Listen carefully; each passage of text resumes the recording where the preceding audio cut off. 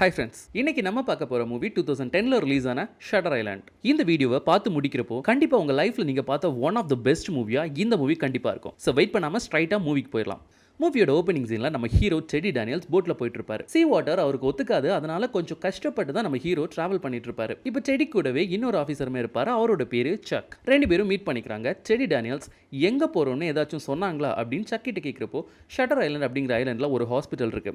ரொம்பவே கொடூரமான சிறை கைதிகள்லாம் இங்கே தான் இருக்காங்க. 3 கொலைகளை பண்ண ஒரு பொண்ணு அந்த ஜெயில இருந்து தப்பிச்சிட்டா. ஸோ அந்த பொண்ணை கண்டுபிடிக்கிறதுக்கு தான் நாம இப்போ போயிட்டு இருக்கோம் அப்படின்னு சொல்றப்போ, என்னோட சிகரெட் பாக்கெட்டை காணும், எங்க வச்சுட்டு தெரியல அப்படின்னு சொல்றாரு டெடி. சரி போட்டு என்கிட்ட தான் இருக்கே அப்படின்னு சொல்லிட்டு ஒரு சிகரெட்டை கொடுத்து அதை பத்த வச்சும் கொடுப்பாரு சக். இப்படி பேசிக்கிட்டே ஃபைனலாக ஷட்டர் ஐலாண்டுக்கு வந்தாச்சு. ஷட்டர் ஐலாண்ட் ஹாஸ்பிட்டல் வார்டன் இவங்களை வெல்கம் பண்ணி கூட்டிட்டு போறாரு. சுத்தி கார்ட்ஸ்லாம் நிற்கிறாங்க. ஏதோ சண்டைக்கு போற மாதிரியே கன்ஸ்லாம் லோட் பண்ணி வச்சுட்டு ரெடியாக நிற்கிறாங்க. அது மட்டும் இல்லாமல் இவங்க போகிற வழியில் ஆல்சோ நிறைய போலீஸ் செக்யூரிட்டிக்காக நின்றுட்டு இருக்காங்க. ஹாஸ்பிட்டலுடைய காம்பவுண்ட் வாலை நோட்டீஸ் பண்ணீங்களா சக்? எலக்ட்ரிக் ஷாக் கொடுத்து வச்சிருக்கானுங்க அப்படின்ட்டு டெடி சொல்கிறப்போ, உனக்கு எப்படா இதெல்லாம் தெரியுது அப்படின்னு கேட்குறப்போ, இந்த மாதிரி நான் ஆல்ரெடி பார்த்துருக்கேன் அப்படின்னு சொல்கிறாரு டெடி. இப்போ ஹாஸ்பிட்டலுடைய என்ட்ரன்ஸில் போனதுமே உங்ககிட்ட இருக்க கன்ஸை சரண்டர் பண்ணுங்கன்னு சொல்கிறப்போ, நாங்கள் யூஎஸ் மார்ஷல்ஸ் எங்ககிட்ட எப்போவுமே கன் இருக்கும், இது யூஎஸ் ஆர்மியோட ரூல் அப்படின்னு சொல்கிறப்போ, வெப்பன்ஸோட யாரையுமே அலோவ் பண்ண மாட்டோம், இது எங்கள் ரூல், கண்டிப்பாக நீங்கள் ஃபாலோ பண்ணி தான் ஆகணும் அப்படின்னு ஸ்ட்ரிக்டாக சொல்லிடுறாங்க. ஸோ டெடி பெல்ட்டில் மாட்டி வச்சிருக்க கன்னை ஈஸியாக எடுத்து கொடுத்துட்றாரு. பட் நம்ம சக்கு தான் அந்த கன்னை எடுக்கிறதுக்கு கொஞ்சம் கஷ்டப்பட்டு எடுத்து கொடுக்குறாப்ல. ஸோ இப்போ டெடி அண்ட் செக் ஹாஸ்பிட்டலில் என்ட்ரு ஆகுறாங்க. அப்படி போயிட்டு இருக்கப்போ அங்கே இருக்க கைதிகள்லாம் ஏதோ டெடி அண்ட் செக் கூட ரொம்ப நாள் பழகின மாதிரி கையெல்லாம் காமிக்கிறாங்க. யாரா அவனுங்க அப்படின்னு யோசிச்சுக்கிட்டே டெடி இப்போ அந்த ஹாஸ்பிட்டலுடைய சீஃப் டாக்டரை மீட் பண்ண போயிட்டு இருக்காரு. அவரோட பேரு டாக்டர் காலி. ஸோ டாக்டர் காலியை மீட் பண்ணி ஷேக் ஹேண்ட்லாம் கொடுத்துட்டு, இங்கே என்னதான் நடக்குது, இந்த ஹாஸ்பிட்டல் பார்க்குறப்போ இது ஹாஸ்பிட்டல் மாதிரிலாம் தெரியலையே, ஏதோ ஜெயில் மாதிரிலாம் இருக்குது அப்படின்னு சொல்கிறப்போ, இங்கே இருக்க பேஷண்ட்ஸ்லாம் கொடூரமான கொலை பண்ண கைதிகள். ஸோ இப்படி ஸ்ட்ரிக்டாக இருந்தால் தான் இவங்களை சமாளிக்க முடியும் அப்படிம்பாரு டாக்டர் காலி. சரி எங்களுடைய கேஸை சொல்லுங்கள் அப்படின்னு கேட்கும்போது, அந்த பொண்ணோட பேர் ராச்சல் சொலாண்டோ. அவங்களுடைய 3 குழந்தைங்களை தண்ணியில் மூழ்கடிச்சு கொலை பண்ண ஒரு கைதி. ரொம்பவே டேஞ்சரஸ் கிரிமினல். இங்கேருந்து எஸ்கேப் ஆகி 24 hours தான் இருக்கும் அந்த மாதிரி டாக்டர் காலி சொல்லும்போது, அவளுடைய ஹஸ்பண்ட் டீட்டெயில்ஸ் அப்படின்னு கேட்குறப்போ காலி சொல்வார், அவங்க ஹஸ்பண்ட் ஆர்மியில் இருக்கும்போது வாரில் இறந்து போயிட்டார் அப்படின்ட்டு. இதை கேட்டதுமே நம்ம செடிக்கு வாரில் நிறைய பேர் இறந்து போன மாதிரிலாம் ஹாலுசினேஷன் வர ஆரம்பிக்கும். ஏன்னா நம்ம செடியுமே யூஎஸ் ஆர்மியில் தானே ஒர்க் பண்ணிட்டு இருக்காரு. ஸோ வாரில் இறந்து போனவங்க ஞாபகம்லாம் வர மாதிரி இருக்கதால தலைவலி டேப்லெட் கொடுங்க அப்படின்னு கேட்டு அந்த டாக்டருமே ஒரு தலைவலி டேப்லெட் கொடுப்பாரு. அதை வாங்கி போட்டுக்கிறாரு டெடி. இப்போ ராச்சல் சொலாண்டோ இருந்த ரூமை செக் பண்ணிட்டு இருக்காரு டெடி. அப்போ அங்க இருந்த ஒரு பேப்பர்ல ராச்சல் ஏதோ எழுதி வச்சிருக்கிறது கிடைக்குது. அதுல தி லா ஆஃப் 4 who is 67 அப்படின்ட்டு போட்டிருக்கு. டாக்டர் காலி சொல்றாரு, ராச்சல் ரொம்பவே பிரில்லியன்ட், ஸோ சும்மாலாம் எழுதியிருக்க மாட்டாங்க, கண்டிப்பா இதுல ஏதோ சீக்ரெட் இருக்கு அப்படிம்பாரு. சரி ஓகே, இங்க இருக்க ஸ்டாஃப்ஸ் எல்லாருமே நாங்க இன்வெஸ்டிகேட் பண்ணணும், பிகாஸ் இது ஒரு தீவு இல்ல, ஸோ சுத்தி கடல் தான் இருக்கு, இங்க இருந்து எஸ்கேப் ஆகணும் அப்படிங்கிறது முடியவே முடியாத விஷயம். ஸோ ராச்சல் இங்க தான் எங்கேயோ ஒளிஞ்சிட்டு இருக்காங்க அப்படின்ட்டு டெடிக்கு புரிய வருது. ஸோ ஹாஸ்பிட்டலுடைய பேக் சைடு ஃபுல்லா பாறையா இருக்கும். அது வழியா ராச்சல் எங்கேயாச்சும் தப்பிச்சு போயிருக்கலாம் அப்படின்னு நினைச்சு அங்க போய் பாக்குறப்போ, அங்க ஆல்ரெடி போலீஸ் தேடிட்டு தான் இருப்பாங்க. ஆனா அவனுங்களை பார்த்தா தேடுற மாதிரிலாம் இல்ல. ஒருத்தன் தண்ணியில கல்லறிஞ்சு விளையாடிட்டு இருக்கான். இங்க 2 பேருக்கு வந்து ஹாயா பேசிட்டு இருக்கானுங்க. அங்கங்க கூடி உட்காந்து கதை பேசிட்டு இருக்கானுங்க. இதெல்லாம் பார்த்த டெடிக்கு இவனுங்க கண்டிப்பா கண்டுபிடிச்ச மாதிரி தான் அப்படின்ட்டு நினைச்சுக்கிறாரு. ஏன்னா அந்த சீனை பார்க்கறதுக்கு அப்படிதான் இருக்கு. எவனுமே தேடுற மாதிரிலாம் இல்ல, சும்மா கடமைக்கு தேடுற மாதிரி பண்றானுங்க, அவ்வளவுதான். இப்போ லாங்ல ஒரு குகை இருக்கும், அங்க போய் ஒளிஞ்சிட்டு இருக்கலாம்ல அப்படின்னு சொல்றப்போ, அங்க போறதுக்கு சான்ஸ்லாம் இல்ல, கடல்ல நீந்தி அந்த பக்கமா போனா கூட அங்க நிறைய விஷ செடிகள்லாம் இருக்கு, ஸோ அங்க போறதுக்கு சான்ஸ் இல்லை அப்படின்னு சொல்வாரு வார்டன். இப்போ மீதி இருக்கிறது ஒரு லைட் ஹவுஸ் மட்டும் தான், அதுவுமே கொஞ்சம் தூரமா தான் இருக்கு. ஸோ அந்த லைட் ஹவுஸ்ல என்ன இருக்கு, பேஷண்ட்ஸ் அங்கேயுமே இருக்காங்களா அப்படின்னு கேட்கிறப்போ, அங்க பேஷண்ட்ஸ்லாம் இல்ல அப்படின்னு சமாளிப்பாரு வார்டன். டெடிக்கு கொஞ்சம் அந்த லைட் ஹவுஸ் மேல சந்தேகம் இருக்கும், பட் அதை காமிச்சுக்க மாட்டாரு. இப்போ அடுத்து அந்த ஹாஸ்பிட்டல் ஸ்டாஃப்ஸ் டாக்டர்ஸ் கிட்ட எல்லாம் விசாரிக்கிறப்போ அவங்க யாருமே பொறுப்பா பதில் சொல்ல மாட்டேங்கிறாங்க. சோ டெடிக்கு இதெல்லாம் பார்க்கும்போது என்னமோ இருக்கு, எல்லாருமே மறைக்கிறாங்க அப்படின்ட்டு மட்டும் புரியுது. சரி ராச்சலை ட்ரீட் பண்ண டாக்டர் யாரு அப்படின்னு கேட்கிறப்போ, அவரோட பேரு ஷிகன். அவர் இன்னைக்கு மார்னிங் தான் லீவ் எடுத்துட்டு ஊருக்கு போயிட்டார் அப்படின்னு சொல்லும்போது டெடிக்கு எல்லாமே ரொம்ப வியர்டா இருக்கு. சோ இன்னுமே ஹாஸ்பிட்டல்ஸ்ல இருக்க ஸ்டாஃப்ஸ் கிட்ட நான் விசாரிக்கணும், ஆல்சோ எல்லா பேஷண்ட்ஸோட மெடிக்கல் ரெக்கார்ட்ஸ்லாம் நான் பார்க்கணும் அப்படின்னு சொல்றப்போ, மெடிக்கல் ரெக்கார்ட்ஸ்லாம் காமிக்க முடியாது அப்படிம்பாரு டாக்டர் காலி. சோ இதனால டெடிக்கு செம்மையா கோவம் வருது. இன்வெஸ்டிகேஷன்லாம் முடிஞ்சிடுச்சு, நாளைக்கு நாங்க இந்த இடத்தை விட்டு போறோம் அப்படின்னு சொல்றாரு. அவங்களுமே கண்டுக்க மாட்டேன்றாங்க. சோ இப்போ டெடி நைட் தூங்கிட்டு இருக்கும்போது டெடியோட கனவுல டெடியோட ஒய்ஃப் வராங்க. அவங்க பேரு டொலாரஸ். சோ டெடியோட கனவுல வந்து அவங்க சொல்றாங்க, ராச்சல் சொலாண்டோ இங்க தான் இருக்கா, சோ நீங்க இந்த இடத்தை விட்டு போகாதீங்க அப்படின்னு சொல்லுவாங்க. அதே மாதிரி டெடி கிட்ட நீங்க ஏன் குடிக்கிறீங்க அப்படின்லாம் கேட்கும்போது டெடி சொல்வாரு, நான் வாரில் நிறைய பேரை கொன்றிருக்கேன், சோ அதை மறக்க தான் நான் குடிக்கிறேன், இந்த மாதிரிலாம் சொல்லுவாரு. ஆக்சுவலா இது எல்லாமே கனவுல நடந்துட்டு இருக்க சீன் தான். இப்போ டெடி டெடி ஒய்ஃப் டொலாரஸ் பின்னாடி ஃபயர் இருக்க மாதிரி காமிச்சிருப்பாங்க. டெடி கட்டி பிடிக்கும் போது அவங்க ஸ்டொமக்ல இருந்து பிளட் வந்துகிட்டே இருக்கும். ஆல்சோ டெடி ஒய்ஃப் மறைஞ்சு போயிடுவாங்க. இப்போ செடியை சுத்தி ஃபயர் இருக்கும். அதே மாதிரி செடியோட கையில வாட்டர் இருக்க மாதிரி காமிச்சிருப்பாங்க. இந்த மூவில வர எல்லா சீன்ஸ்க்கு பின்னாடியுமே ஒரு ரீசன் இருக்கும். பட் அது இந்த மூவி கூடவே நம்ம டிராவல் பண்ணும்போது இந்த மூவியோட எண்ட்ல தான் நமக்கு புரியும். சோ இப்போ கனவுல இருந்து முழிச்சுக்கிறாரு டெடி. அடுத்த நாள் அங்க புயல் வருது. சோ இதனால இவங்க நினைச்ச மாதிரி அங்க இருந்து கிளம்ப முடியல. சோ இப்போ டாக்டர் காலி கிட்ட பேசிட்டு இருக்கப்போ ஆக்சுவலா ரேச்சலுக்கு என்ன ப்ராப்ளம் அப்படினு கேட்பாரு. இங்க இருக்க மேக்ஸிமம் பேஷண்ட்ஸ் ஒரு மாதிரி மென்டலி அஃபெக்ட் ஆனவங்க தான். அதுக்கு மெயின் ரீசன் அவங்க பண்ண கொடூரமான கொலைகளை ஒத்துக்க மாட்டேன்றாங்க. ரேச்சலுமே அவங்களுடைய 3 குழந்தைகளை கொலை பண்ணிருக்காங்க.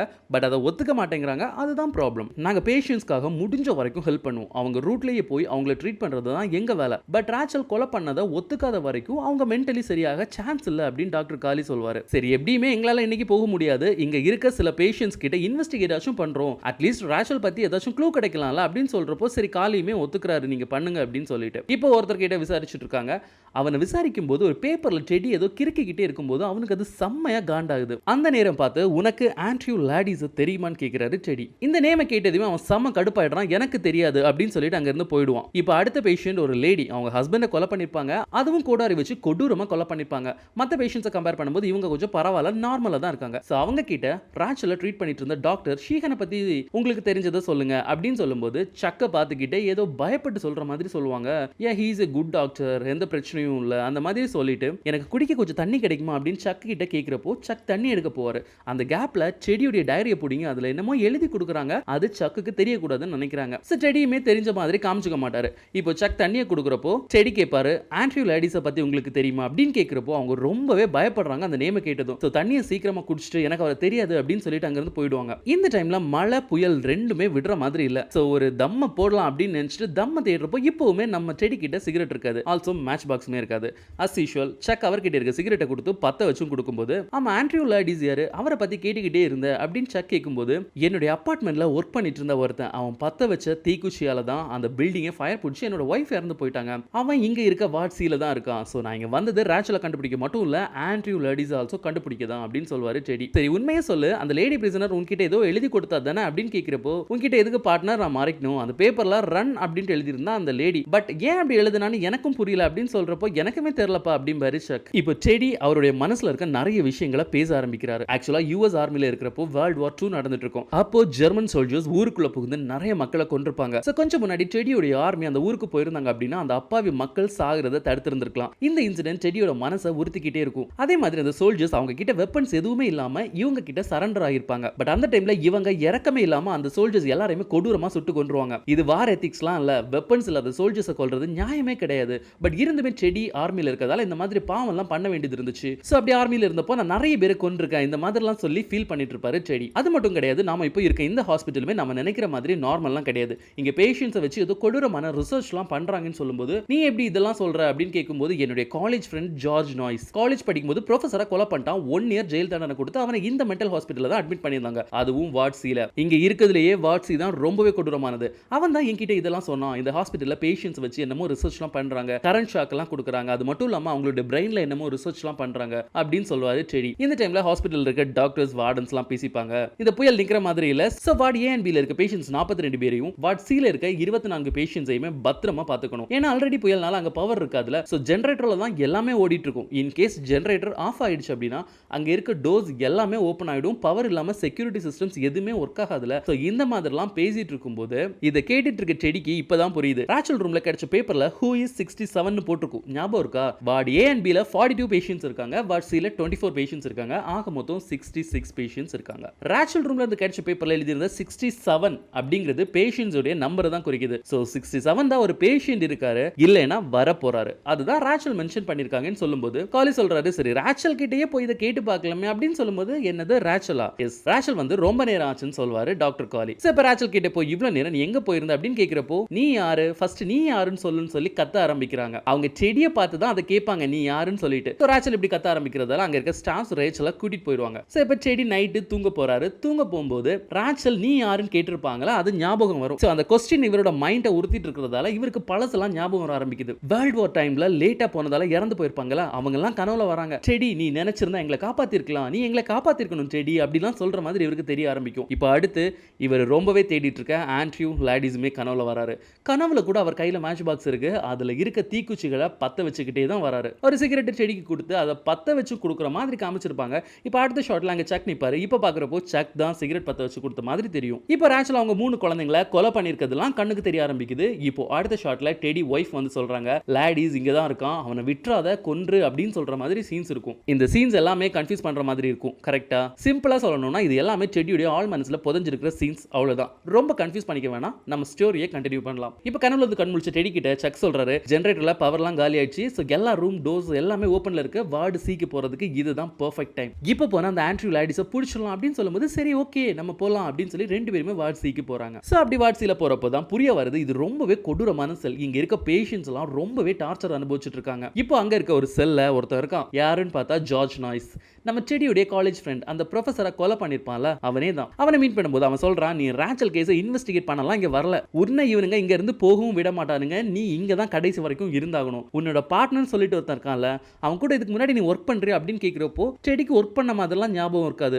ஆல்சோ அவன் உன்னோட பார்ட்னர்லாம் கிடையாது. உன்னை சுத்தி ஒரு பெரிய டிராமா போயிட்டு இருக்கு, ஒழுங்கா எஸ்கேப் ஆகிற வழியை பாருன்னு சொல்றான். அது மட்டும் இல்லாம அவ செத்து போயிட்டா அவளை போக விட்டுரு, மனசுல இருந்து அவளை எடுத்துடு, இல்லைன்னா உன் கதை அவ்வளவுதான். இந்த மாதிரிலாம் ஜார்ஜ் சொல்றான். நீ என்ன சொன்னாலும் என்னுடைய பார்ட்னரா நான் நம்புறேன் அப்படின்னு டெடி சொல்லும்போது, அப்படின்னா நீ ஆல்ரெடி தோத்துட்ட, அவங்க ஜெயிச்சிட்டாங்கன்னு அர்த்தம் அப்படின்னு சொல்வாரு ஜார்ஜ். ஆல்ரெடி ஒரு கன்ஃபியூஸ் மைண்ட் செட்ல தான் நம்ம டெடி இருந்திருப்பாரு. இப்போ ஜார்ஜ் சொன்னதை கேட்டதும் இன்னும் செமையா கன்ஃபியூஸ் ஆகும். சோ இந்த சீன்ஸ் எல்லாம் இப்போ நான் சொன்னதும் நீங்களும் கண்டிப்பா கன்ஃபியூஸ் ஆகிருப்பீங்க. பட் ட்ரஸ்ட் மீ, இந்த படம் ரொம்பவே சூப்பரா இருக்கும். இந்த மூவியோட எண்டிங் பார்க்கும்போது உங்களுக்கு இந்த ஸ்டோரி சூப்பரா புரியும். இப்போ நான் சொன்ன இந்த சீன்ஸ் கன்ஃபியூஸ் பண்ற மாதிரி இருந்துச்சுன்னா அதை விட்டுருங்க. சோ இப்போ அகைன் ஸ்டோரியை கண்டினியூ பண்ணலாம். பேஷன்ஸை வச்சு கொடூரமான ரிசர்ச்லாம் அந்த லைட் ஹவுஸ்ல வச்சு தான் பண்றாங்க அப்படின்ட்டு ஜார்ஜ் சொல்வாரு. சோ அந்த லைட் ஹவுஸ்க்கு போய் அங்க என்னதான் நடக்குது அப்படின்ட்டு பார்த்துட்டு வரலாம்னு சொல்லிட்டு லைட் ஹவுஸ்க்கு கிளம்புறாரு டெடி. சூறாவளி இருக்கிறதால கடல் அலைகள் எல்லாமே பயங்கரமா இருக்கும். அதனால லைட் ஹவுஸ்க்கு போக முடியாது. ஏன்னா லைட் ஹவுஸ் போகணும் அப்படின்னா அந்த கடல் நீந்தி தான் போய் ஆக வேண்டியதா இருக்கும். சோ இப்போ அலைகள் ரொம்ப பயங்கரமா இருக்கிறதால போக முடியாது. பட் அன்னைக்கு ஒரு குகையை பாப்பார்ல, ஞாபகம் இருக்கா? எஸ், இப்போ ஃபைனலா அந்த குகைக்கு வந்து சேர்றாரு டெடி. அங்க குளிர் காயறதுக்காக தீ எரிஞ்சிட்டு இருக்கும். இங்க யாரா இருக்கா அப்படின்னு பாக்குறப்போ அங்க ரேச்சல் ஒளிஞ்சிட்டு இருப்பாங்க.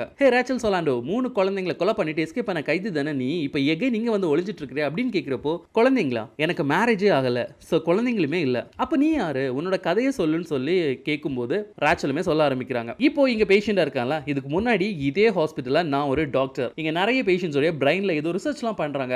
சோ என்னையுமே அந்த ஆபரேஷன் பண்ண சொன்னாங்க, நான் ஒத்துக்கல, அதனால தான் என்ன கொலை பண்ண ட்ரை பண்றாங்க. உனக்கு ஒரு அட்வைஸ் சொல்றேன் கேக்குறியா, நீ ஒழுங்கா இங்க இருந்து போயிடு, இல்லனா உன்னையுமே சாக அடிச்சிடுவாங்க அப்படின்னு சொல்றப்போ, ஐ அம் a US மார்ஷல், என்னோட பார்ட்னர் கூட தான் நான் இங்க வந்திருக்கேன், என்ன சாக அடிக்கலாம் முடியாது அப்படின்னு சொல்றப்போ, உனக்கு பாஸ்ட்ல ஏதாச்சும் சோகமான விஷயம் நடந்திருக்கா அப்படின்னு கேக்குறப்போ, ஆமா என்னோட ஒய்ஃப் இறந்து போயிட்டாங்க, அந்த கொலைகாரனுமே இங்க தான் இருக்கான், அவனை தேடி தான் நான் வந்திருக்கேன் அப்படின்னு சொல்லும்போது அந்த பாஸ்ட்ல நடந்த இன்சிடென்ட் அப்படியே மாத்திடுவாங்க. இப்போ அந்த கொலையை பண்ணது நீ தான் சொல்லுவாங்க, அது உண்மையாவே நீ தான் பண்ண அப்படின்ட்டு உன்னை நம்பவும் வைப்பாங்க.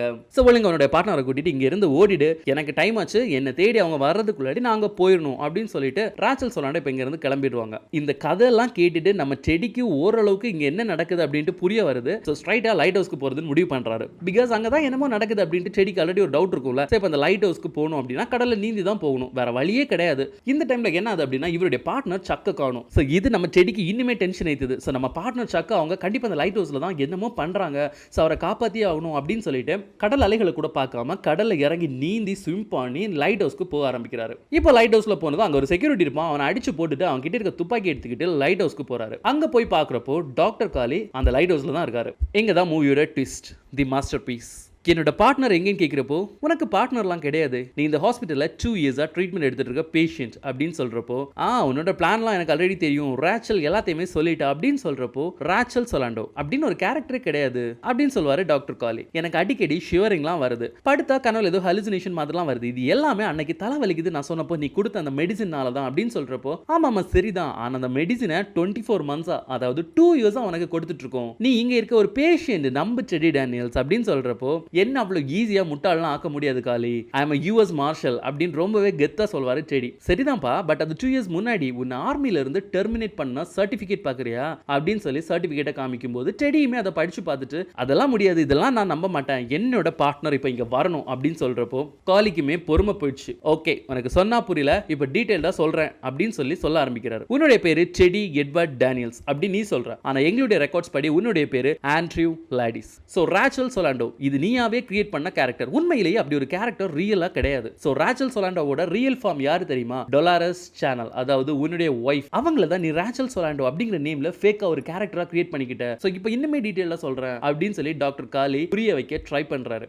ஆக்சுவலா நீ உன்னுடைய வைஃபை கொலை பண்ணிட்ட. அதுக்காக கோர்ட் ஆர்டர் படி 2 இயர்ஸ் முன்னாடி இங்க வந்த. உன்னுடைய வைஃபை நீ கொலை பண்ணதை ஏத்துக்க முடியாத உன்னால நீயே ஒரு ஸ்டோரியை கிரியேட் பண்ணி அதை நம்பவும் ஆரம்பிச்ச. உன்னோட கதையில நீ தான் ஹீரோ. இனிமே யுஎஸ் ஆர்மில ஒர்க் பண்ணிட்டு இருக்கிற மார்ஷல். உன்னை பொறுத்த வரைக்கும் உன்னுடைய வைஃபை கொலை பண்ணது நீ இல்ல, ஆண்ட்ரியூ லாடிஸ் அப்படிங்கிற ஒருத்தன். உன்னுடைய பேரு டெடி எட்வர்ட் டேனியல்ஸ். இதுதானே உன்னுடைய ஸ்டோரி. ஆனா உண்மை என்னன்னா நீ தான் ஆண்ட்ரியூ லாடிஸ், இந்த ஹாஸ்பிட்டல்ல இருக்கிற மோஸ்ட் டேஞ்சரஸ் கிரிமினல், இந்த ஹாஸ்பிட்டலோட 67th பேஷண்ட். இன்னுமே டெடி நம்ப மாட்டேன்றான் அவன் தான் ஆண்ட்ரியூ அப்படின்ட்டு. சோ இப்போ சக் அங்க வராரு. ஆக்சுவலா இவருடைய பேரு சக் கிடையாது, இவர் தான் டாக்டர் ஷீகன். 2 இயர்ஸா நம்ம டெடி, அதாவது ஆண்ட்ரியூ லாடிஸோட பிரைமரி டாக்டர். சோ இப்போ டாக்டர் ஷீகன் சொல்லியுமே ஆண்ட்ரியூ நம்ப மாட்டேன்றான். இதனால ஆண்ட்ரியூ லாடிஸோட 3 குழந்தைகளுடைய போட்டோயை காமிச்சு, இப்போ இதை நல்ல தெளிவா பார்த்து சொல்லு, இப்போ வாச்சு உனக்கு ஞாபகம் வருதா, இதுதான் உன்னுடைய 3 குழந்தைகளுடைய போட்டோ, நல்லா பாரு அப்படின்னு சொல்றப்போ அந்த போட்டோல இருக்க குட்டி பொண்ணு ஞாபகம் வரும். ஏன்னா அந்த குட்டி பொண்ணு தான் ஆண்ட்ரியோட கனவுல வந்து எங்களை நீங்க காப்பாத்திருக்கணும் அப்படின்னு சொல்லுவாங்க. சோ இப்போ ஆக்சுவலா என்ன நடந்துச்சுன்னு பார்க்கலாம். ஆஸ் யூஷுவல் யுஎஸ் ஆர்மில ஒர்க் பண்ணிட்டு இருக்கும்போது ஒரு நாள் வீட்டுக்கு வராரு ஆண்ட்ரியூ லாடிஸ். டொலாரஸ் ஊஞ்சல்ல உட்கார்ந்து ஆடிட்டு இருப்பாங்க. பட் பார்க்கிறதுக்கு ரொம்பவும் வியர்டா இருக்கதால பசங்களை தேடுறாரு ஆண்ட்ரியூ. பட் குழந்தைங்களை காணோம். குழந்தைங்களா எங்க டொலாரஸ்ன்னு கேக்குறப்போ அங்க இருக்க அந்த பாண்ட்ல 3 குழந்தைங்களுமே மிதக்கிறத பார்க்கறாரு ஆண்ட்ரியூ. இப்போ 3 குழந்தைங்களை கரைக்கு தூக்கிட்டு வராரு. அந்த கோவத்துல டொலாரஸை ஷூட் பண்றாரு. டொலாரஸ் இறந்து போயிடுறாங்க. இப்போ எல்லாருடைய பாடியை அந்த வீட்ல வச்சு மொத்தமா அந்த வீடை எரிச்சிடுறாரு ஆண்ட்ரியூ லாடிஸ். சோ டெடி டேனியல்ஸ், அதாவது ஆண்ட்ரியூ லாடிஸ்க்கு இப்போ எல்லாமே ஞாபகம் வந்ததால டாக்டர்ஸ் அவர்கிட்ட क्वेश्चन கேட்க ஆரம்பிக்கிறாங்க. பிகாஸ் நிஜமாவே ஆண்ட்ரியூக்கு எல்லாமே ஞாபகம் வந்துருச்சு அப்படின்னு கன்ஃபார்ம் பண்ணிக்கணும்ல. சோ டாக்டர்ஸ் கேட்கிறப்போ எல்லா क्वेश्चंसக்குமே ஆன்சர் பண்றாரு ஆண்ட்ரியூ லாடிஸ். சோ இப்போ ஆண்ட்ரியூ லாடிஸ் இஸ் பேக். இப்போ அடுத்த நாள் மார்னிங் டாக்டர் காலி சீனியர் டாக்டர்ஸ் கூட பேசிட்டு இருக்காரு. எல்லாமே சரியாயிடுச்சு. சோ லோபோடமிஸ் ட்ரீட்மென்ட் ஆண்ட்ரியூ லாடிஸ்க்கு பண்ண வேணாம், ஹி இஸ் ஆல் ரைட் அப்படின்னு பேசிட்டு இருக்கிறப்போ, சோ லோபோடமிஸ் ட்ரீட்மென்ட் அப்படினா இன் கேஸ் ஆண்ட்ரியூ லாடிஸ் இப்போவுமே சரியாகல அப்படின்னா அவருடைய மைண்ட்ல இருக்க அந்த மெமரிஸ் தான் அவர் பண்ண கொலைகளை ஒத்துக்க விட மாட்டேங்குது. ஸோ பிரெயினை ஆப்ரேட் பண்ணி அந்த மெமரிஸை ரிமூவ் பண்ண ட்ரை பண்ணுவாங்க. இந்த ஆப்ரேஷன் ரொம்பவே டெட்லி.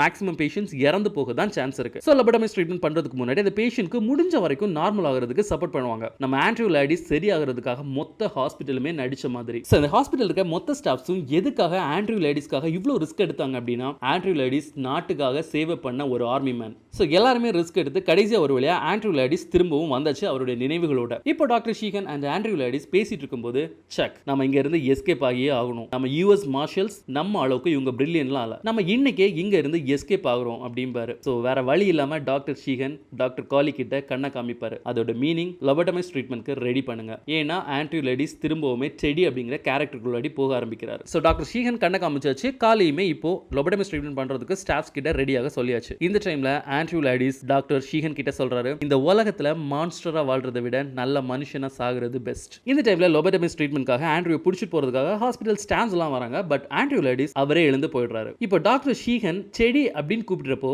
ஆண்ட்ரியூ திரும்பி கூட பார்க்க மாட்டேன்றாரு. இதோட இந்த மூவி முடியுது. சோ இப்போ இந்த கிளைமாக்ஸ்மே ஒரு சின்ன ட்விஸ்ட் தான். பட் எல்லாருக்குமே புரிஞ்சிருக்கும்னு நினைக்கிறேன். எஸ், நம்ம ஆண்ட்ரியூ லாடிஸ் நார்மலா தான் இருக்காரு. டாக்டர் ஷீகன் கிட்ட சொல்வார்ல மான்ஸ்டரா வாழ்றதை விட சாகிறது நல்லது அப்படின்ட்டு. டாக்டர் காலி தென் சீனியர் டாக்டர்ஸ் எல்லாருமே அங்க நின்னுட்டு இருக்கிறத ஆண்ட்ரியூ கவனிக்கிறாரு. தன்னோட வைஃபை கொலை பண்ண குற்ற உணர்ச்சி இன்னுமே ஆண்ட்ரியூ கிட்ட இருக்கும். சோ அந்த பாவத்துக்கு ஒரு பிராயச்சித்தமா தான் வேணும்னே லோபோடமிஸ் ட்ரீட்மென்ட் பண்றதுக்கு ஆண்ட்ரியூ முடிவு பண்றாரு. சோ டெடி அப்படிங்கிற கேரக்டர்ல எகைன் இருக்க மாதிரி காமிச்சுக்குவாரு. ஆண்ட்ரியூ லாடிஸோட கண்ணை பார்க்கறப்போவே இது நமக்கு புரியுது. சோ அதனால தான் டாக்டர் ஷீகன் டெடி அப்படின்னு கூப்பிடுறப்போ நம்ம ஆண்ட்ரியூ லாடிஸ் கண்டுக்காம போய்கிட்டே இருப்பாரு. சோ இப்போ இந்த மூவியோட எண்டிங்ல என்ன சொல்ல வராங்க அப்படின்னா, லோபோடமிஸ் ட்ரீட்மென்ட் பண்ற நம்ம ஆண்ட்ரியூ லாடிஸ் அந்த ட்ரீட்மென்ட்டோட முடிவுல இறந்தும் போகலாம், இல்ல பழைய நினைவுகள் எல்லாமே அழிஞ்சு புது மனுஷனா திரும்பவும் பிறந்து வரலாம். கண்டிப்பா இந்த மூவியோட எண்டிங் உங்களுக்கு பிடிச்சிருக்கும் அப்படின்னு நினைக்கிறேன். சோ இப்போ இந்த மூவியோட ஸ்பெஷல் என்ன அப்படின்னு பார்க்கலாம். இந்த மூவில டெடி டேனியல்ஸ் தான் ஆண்ட்ரியூ லாடிஸ் அப்படிங்கறத நிறைய இடத்துல காமிச்சிருப்பாங்க. அதே மாதிரி டெடி அவரே கிரியேட் பண்ண அந்த ஃபேக் கேரக்டர்ஸ் எல்லாமே ஃபேக் அப்படிங்கறத நிறைய இடத்துல காமிச்சிருப்பாங்க. நிஜமாவே அந்த சீன்ஸ்லாம் இப்போ பார்க்கறப்போ கண்டிப்பா வேற லெவல்ல இருக்கும். டொலாரஸ் அவங்களுடைய குழந்தையை தண்ணில மூழ்க அடிச்சு கொண்டிருப்பாங்க. அதே மாதிரி ஆண்ட்ரியூ டொலாரஸ் அந்த குழந்தைகளுடைய டெட் பாடிஸை வீட்ல வச்சு மொத்தமா வீட எரிச்சிருவாரு. சோ வாட்டர் அண்ட் ஃபயர் இதை இந்த மூவில நிறைய இடத்துல காமிச்சிருப்பாங்க. சோ தண்ணியை பார்த்ததும் நம்ம ஆண்ட்ரியூ லாடிஸ்க்கு அவர் கொலை பண்ணது அண்ட் அவருடைய குழந்தைங்க எல்லாமே ஞாபகத்துக்கு வர மாதிரி இருக்கும். சோ அந்த மெமரிஸை மறைக்கிறதுக்கு அவர் ஃபயரை ஒரு வெப்பனா யூஸ் பண்ணிக்கிறாரு. இந்த மூவில எங்கெல்லாம் வாட்டர் வருதோ அது எல்லாமே ரியல். ஃபயர் எங்கெல்லாம் வருதோ அது எல்லாமே ஆண்ட்ரியூ அவராவே கற்பனை பண்ணிக்கிற பிளேசஸ். ஃபார் எக்ஸாம்பிள் இந்த மூவில ராச்சல் சொலாண்டோ குகையில இருக்க மாதிரி வர சீன்ல ஃபயர் இருக்கும். பிகாஸ் ராச்சல் சொலாண்டோ அப்படிங்கிறது ரியல் கேரக்டரே கிடையாது, ஃபேக். அதே மாதிரி ஆண்ட்ரியூ லாடிஸ் அப்படிங்கிற ஒரு கேரக்டர் வரும்போது ஃபர்ஸ்ட் ஃபயர் தான் காமிப்பாங்க. பிகாஸ் அந்த கேரக்டருமே ஃபேக். இன்னுமே சொல்லணும்னா மூவியோட ஓப்பனிங் சீன்ல ஆண்ட்ரியூ சுத்தி தண்ணி இருக்கதால தான் அவருக்கு உடம்பு முடியாத மாதிரி இருக்கும். ஆல்சோ கனவுல ஒரு சீன் வரும், ஞாபகம் இருக்கா? அங்க ஆல்சோ டொலாரஸோட முதுகுல தீ எரிஞ்சுக்கிட்டு இருக்க மாதிரி காமிப்பாங்க. ஆல்சோ ஆண்ட்ரியூ கட்டி பிடிக்கும் போது அவங்க அவங்க ஸ்டொமக்ல இருந்து blood bleed ஆகுற மாதிரி காமிச்சிருப்பாங்க. இனிமே சொல்லணும்னா ஆண்ட்ரூ ஒரு பேஷண்ட், அதனால அவர்கிட்ட சிகரெட்ஸ் அண்ட் மேட்ச் பாக்ஸ் இருக்கவே இருக்காது. அதனால தான் அவர் ஸ்மோக் பண்ணும்போது எல்லாமே டாக்டர் ஷீகன் தான் சிகரெட்டை கொடுத்து பத்த வச்சு கொடுப்பாரு. ஷட்டர் ஐலாண்ட்ல என்டர் ஆனதுமே கன்ஸை சரண்டர் பண்ண சொல்றப்போ ஆண்ட்ரூ ஈஸியா எடுத்து கொடுத்துரு, பிகாஸ் அவர் நிஜமாவே யூஎஸ் மார்ஷல். பட் டாக்டர் ஷீகன் அந்த கன்னை எடுத்து கொடுக்கிறதுக்கு ரொம்பவே கஷ்டப்படுவார், பிகாஸ் ஷீகன் மார்ஷல்லாம் கிடையாது, அவர் ஒரு டாக்டர். சோ கன் யூஸ் பண்ணிலாம் பழக்கம் இல்ல. அதே மாதிரி ஷட்டர் ஐலாண்ட்ல